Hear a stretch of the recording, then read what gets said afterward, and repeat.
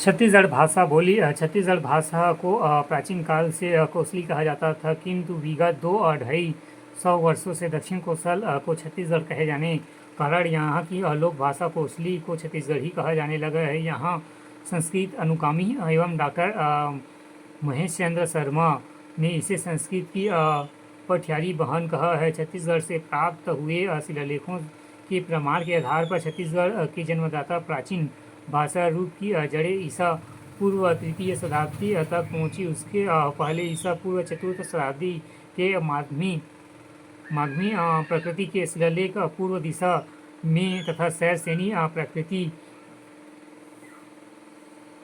के शिलालेख उत्तर पश्चिम दिशा में मिले हैं, जिनमें यह प्रमाणित होता है कि इन दोनों प्रकृतियों के मध्य के क्षेत्र में इसके मिश्रण में एक भिन्न प्रकृति का स्वरूप एवं निर्मित हो रहा था, जिसमें शैलश्रेणी की तुलना में माध्यमी के लक्षणों से अधिक प्रयुक्त होने के कारण अर्धमाध्यमी शब्द से अभिहित किया गया है। उपयुक्त तीनों प्रकृतियों के अनुवांशिक संबंध आज भी क्षेत्रीय भाषाओं के अर्धमाध्यमी प्रस्तुत एवं छत्तीसगढ़ी के रूप में और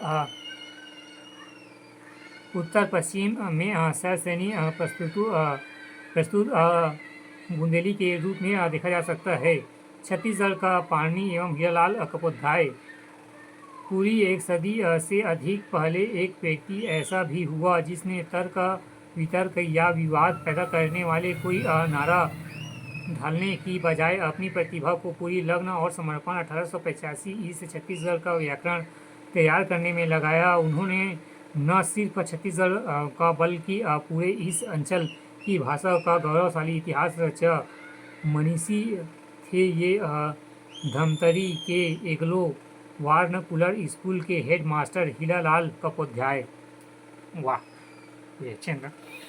छत्तीसगढ़ व्याकरण का यह इतिहास एक अन्य ऐतिहासिक तथ्य से जुड़ा है। लगभग 100 साल पहले जॉर्ज ए ग्रियर्सन द्वारा भारत का भाषा सर्वेक्षण जिस व्यापक स्तर पर कराया गया था, वह संपूर्ण विश्व के किसी भी क्षेत्र में हुए भाषाई सर्वेक्षण में विशालतम था। इस पूरे सर्वेक्षण के दौरान एकमात्र छत्तीसगढ़ी का वैज्ञानिक व्यवस्थित व्याकरण प्राप्त हुआ था। यह व्याकरण प्राप्त होने पर ग्रियर्सन इतने रोमांचित और उत्साहित हुए कि उन्होंने हीरालाल कपोध्याय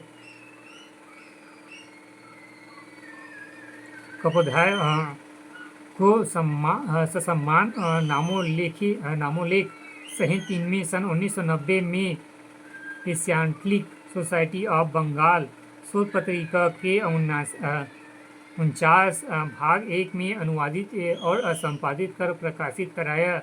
छत्तीसगढ़ में छत्तीसगढ़ी व्याकरण की ही यह परंपरा आगे सतत विकास होती रही। सन 1921 में पंडित लोचन प्रसाद पांडे ने राय बहादुर हीरालाल के निर्देश में इस व्याकरण को विस्तृत रूप में पुरस्कार प्रकाशित कराया। इसी परंपरा के विकास में बिलासपुर